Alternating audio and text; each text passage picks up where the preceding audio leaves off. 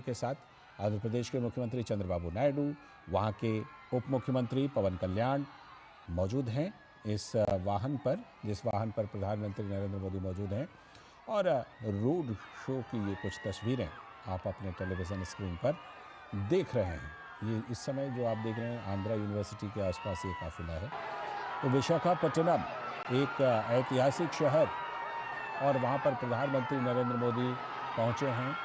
Road show की कुछ तस्वीरें, और जैसा कि हम जानते हैं कि प्रधानमंत्री नरेंद्र मोदी आंध्र प्रदेश और ओडिशा के 2 दिनों के दौरे पर हैं। आज प्रधानमंत्री नरेंद्र मोदी का विशाखापट्टनम में कई कार्यक्रम हैं। इसमें करीब 2 लाख करोड़ रुपए की जो परियोजनाएं हैं उसकी सौगात प्रधानमंत्री नरेंद्र मोदी विशाखापट्टनम में आंध्र प्रदेश को देने वाले हैं। इसमें कई तरह की विभिन्न परियोजनाएं हैं जो प्रधानमंत्री नरेंद्र मोदी सौंपने वाले हैं। कुछ परियोजनाओं का शिलान्यास है, कुछ परियोजनाओं का उद्घाटन है, कुछ परियोजनाओं की आधारशिला है, ये तमाम चीज़ें। नीरज सिंह हमारे संवाददाता वहाँ पर पहले से पहुँचे हुए हैं और नीरज सिंह ने बहुत वहाँ से एक रिपोर्ट भी भेजी थी कि प्रधानमंत्री का क्या क्या कार्यक्रम है। इस समय हमारे साथ फ़ोन लाइन पर नीरज सिंह जुड़ चुके हैं। नीरज, ये कुछ तस्वीरें हम देख रहे हैं विशाखापट्टनम से प्रधानमंत्री के रोड शो की। बड़ा ज़बरदस्त उत्साह दिखाई पड़ रहा है लोगों में, जनसैलाब में। बिल्कुल आप देखते हैं कि लोग प्रधानमंत्री करीब 2 बजे से ही वहाँ पर मौजूद थे और करीब लाख से 1.5 लाख के करीब ये क्या है।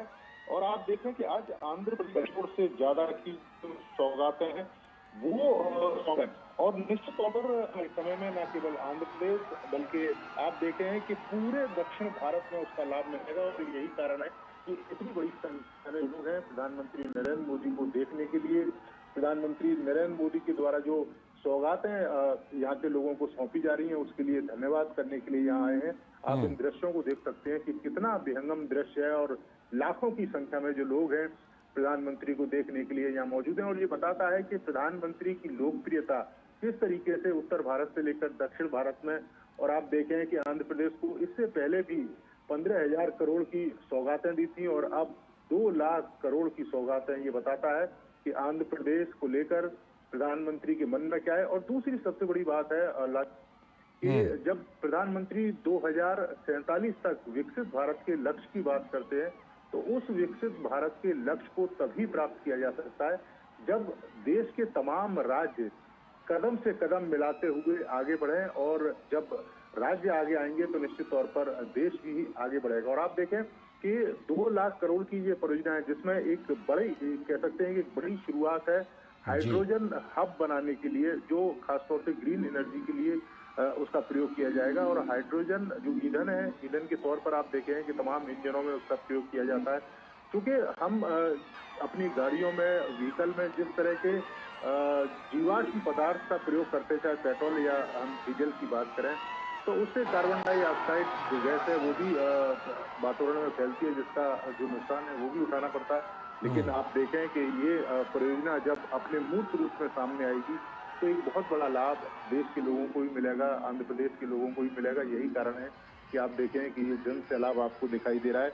लाखों की संख्या में लोग प्रधानमंत्री को देखने के लिए यहाँ पर मौजूद है। लालचंद, बिल्कुल, जो लाखों की तादाद में, अभी जैसा हम जानते हैं नीरज की हाल ही में जब लोकसभा चुनाव के साथ वहाँ पर विधानसभा चुनाव हुए थे तो एनडीए को बहुत बड़ा बहुमत मिला था और वहाँ पर एनडीए की सरकार बनी। लोगों में प्रधानमंत्री नरेंद्र मोदी को लेकर जो वो क्रेज़ है वो एक बार फिर से विशाखापट्टनम में ये दिखाई पड़ रहा है। और मैं जैसा कि तस्वीरों में देख पा रहा हूँ, हमारे दर्शक भी देख पा रहे हैं कि फूलों की एक तरह से बारिश हो रही है और प्रधानमंत्री नरेंद्र मोदी हाथ हिलाकर अभिवादन दोनों तरफ, रोड के दोनों तरफ कर रहे हैं और अभिवादन का जवाब दे रहे हैं। साथ में मुख्यमंत्री और उप मुख्यमंत्री भी हैं। तो ये प्रधानमंत्री का जो रोड शो है ये करीब कितनी देर का कार्यक्रम है नीरज? देखिए लालचंद, हालांकि जो रोड शो का जो रास्ता है वो 2 से 2.5 किलोमीटर के बीच में है। लेकिन आप देखें कि जिस तरीके से वहाँ पर लोग मौजूद हैं और बार बार नारे लगाकर